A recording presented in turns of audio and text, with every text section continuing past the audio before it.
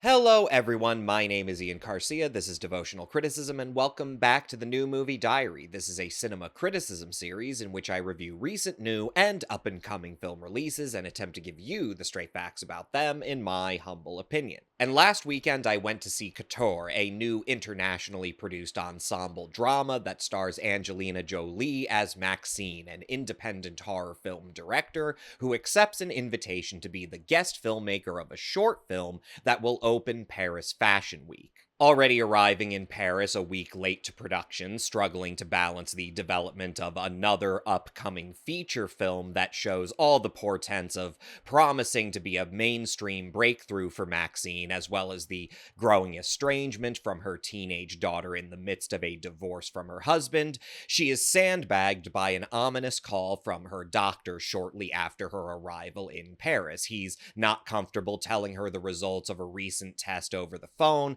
but he insists that she has to see a colleague of his in Paris as soon as possible. While headlining this production herself, Jolie's character is not the only or even necessarily the driving heroine of the narrative, which, in the hands of seasoned French writer-director Alice Winocour, presents a demystifying view of the various personages and struggles that make not only the Paris Fashion Week, but the entire world of haute couture go, which is to say, not the typically rich and or white and or male figures whose faces, names, and designs conform to the dominant vision of fashion as an exclusionary institution that places a premium on those values above all else. Rounding out the cast are newcomer Anya Rane as Ada, a teenage Nairobi discovery who lies to her strictly religious father in order to accept her very first runway opportunity strictly for the money. She has no long-term ambitions of being a model, only to discover that the brand that scouted her are really throwing her into the deep end. She won't just be walking the runway, but leading the charge. She'll be the first model out for the opening ceremonies, as well as the star of Maxine's short film. There's also Ella Romph as Angel, a makeup artist who spends her days wheeling her rolling bag full of supplies from one gig to the next, a photo shoot for a hot new discovery like Ada one day, and the model dancers in a nightclub that evening, all the while struggling to find time to be a writer herself. Whereas Garance Maillard plays Christine, the atelier seamstress responsible for stitching together the dress that Ada will be wearing, and therefore being the one who actually spends the long, frustrating hours making sure every stitch is perfect. Now, I don't want to blow the minds of any viewers out there, but I should hope that it could go without saying that I don't have the first clue when it comes to fashion. But anyway, I'm not going into a movie like Couture for any kind of trenchant expose on the invisible labor and endemic sexism of the fashion industry, most of which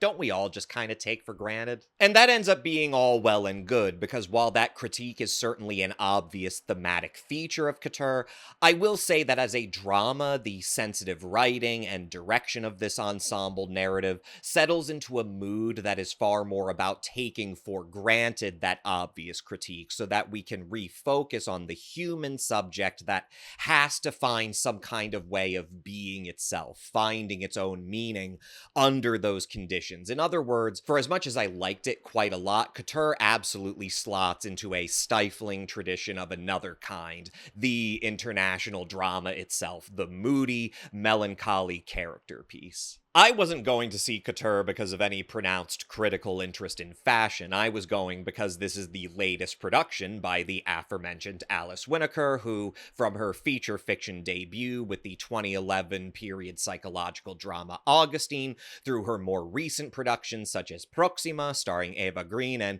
Revoir Paris, starring Virginie Efira,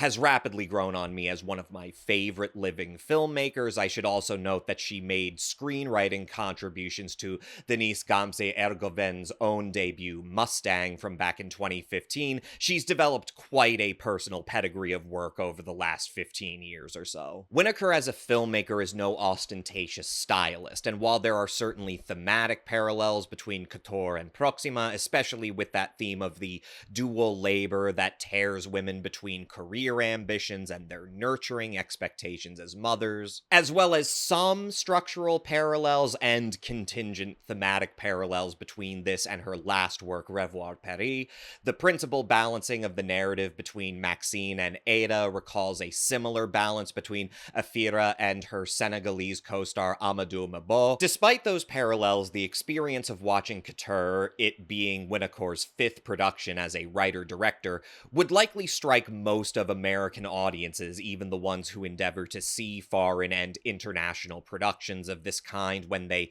manage to get a limited theatrical release into mainstream multiplexes without a metropolitan art house premiere run. It's not likely to strike even them as what they would associate with the kind of name branding and downright stylistic chauvinism that holds so much currency in the United States' independent film industry. Couture doesn't feature any seemingly definitive signatures as expressed through narrative content or technical choices. You're more likely to see it and immediately compartmentalize it within the vague assumption of a lot of extraneous, moody, dramatic pieces that many an audience could just as easily imagine what they are like to experience before even seeing them. Winocour directs from a primarily patient and sensual tradition. She doesn't announce her influence from behind the camera. She arranges fictive events that capture some under-acknowledged feature of modern life and asks us to trust the process of observation as much as she does with her own cast,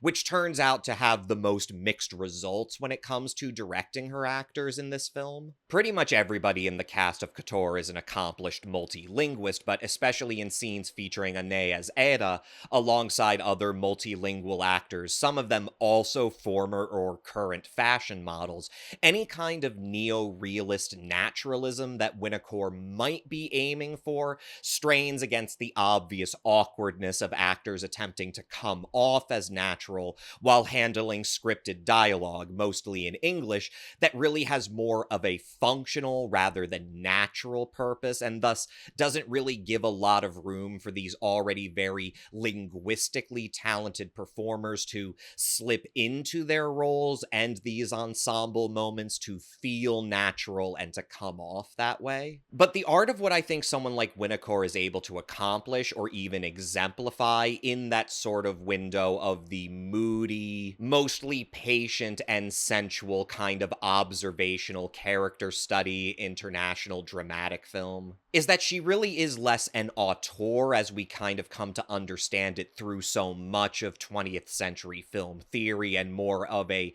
journeyman or rather a journey person, and that sort of instinct actually lends itself considerably well to a movie that, again, while it inevitably explores and thus critiques the invisible labor and endemic sexism of high fashion, is so considered in merely its sensual observation of these various characters, these various hidden figures themselves, that the human and emotional dimensions of that story become non-exclusive. They exceed the limitations of the very institutions that they are depicted as maneuvering. Winocour's own invisibility as a writer-director, as the author of this piece, complements that broader experiential point of Couture, which is that it's not just a project seeking to critique dominant sexist institutions. It represents an approach to storytelling and character study that intuitively talks back to and against that kind of ostentatiousness, that kind of stylistic chauvinism.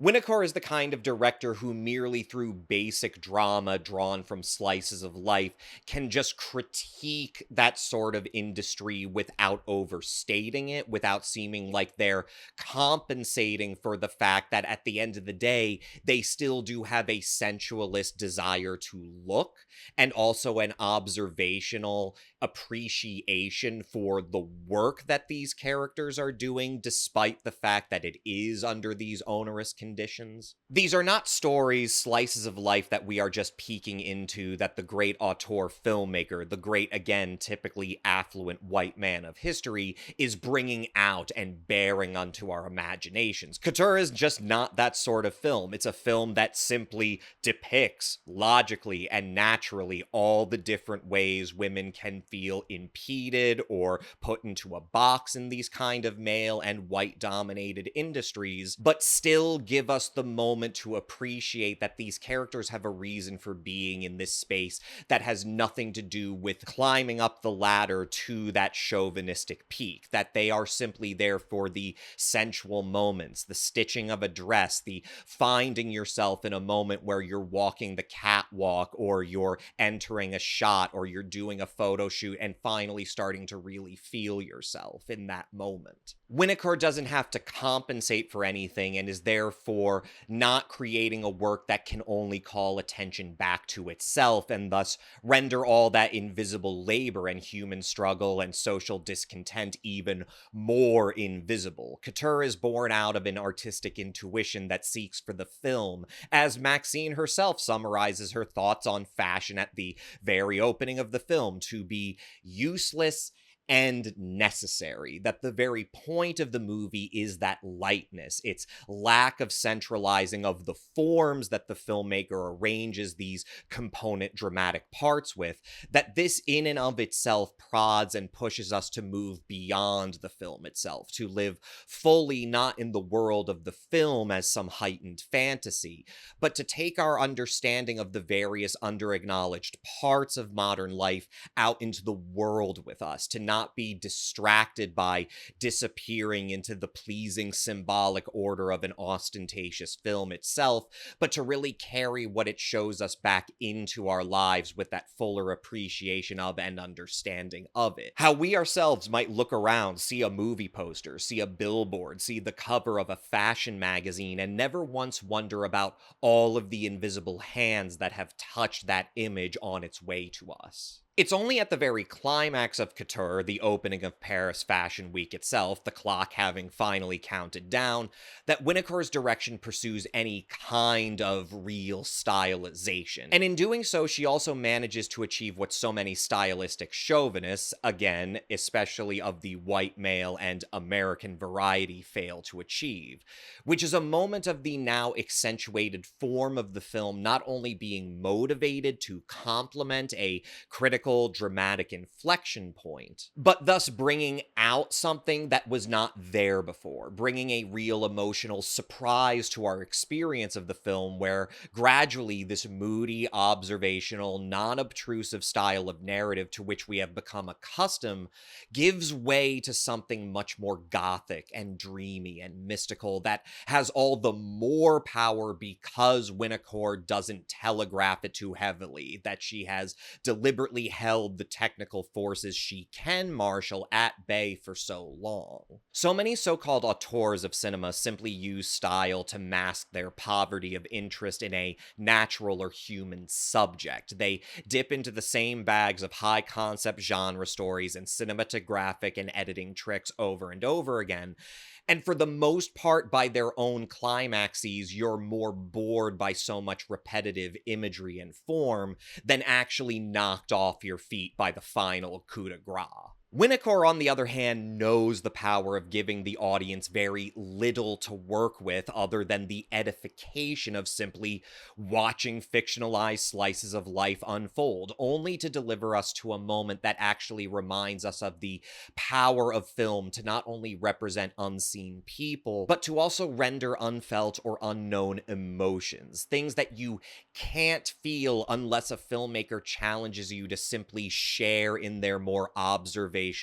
moment-to-moment perspective, that you can't have it if the director is constantly showing off their technical prowess at you. There are definitely some cloying and overly sentimental moments here and there, but overall I felt myself certainly rewarded by Couture in that sense of it being a film about that Sisyphean struggle of art and creation, and especially being a woman attempting to make their own way and forge their own meaning in that. It's, I think, a very elegantly made drama about how film, how fashion, how art is useless. It doesn't, even if you're an oppressed or marginalized individual in these contexts, it doesn't change anything. It doesn't move us any farther away from the very things pushing us down and rendering us invisible. But somehow it's still necessary, that mystical savoring of our struggles and the outcome often being more than we could have ever controlled or anticipated. That's something that I think Winocour expresses very well, the necessity necessity of art despite its pragmatic uselessness, the necessity of seeing all that modern life renders invisible to us and disconnects us from one another, I'm giving it a healthy 3.5 out of 5. Anyway, I'm getting out of here. Thank you so much for sticking through this whole video, and please don't be a stranger to shouting out in the comments, what did I get right? What did I get wrong? Otherwise, please share, like, subscribe, bell, yada yada. My name is Ian Garcia. This is Devotional Criticism, and this was the New Movie Diary. I'm gonna catch you guys next time.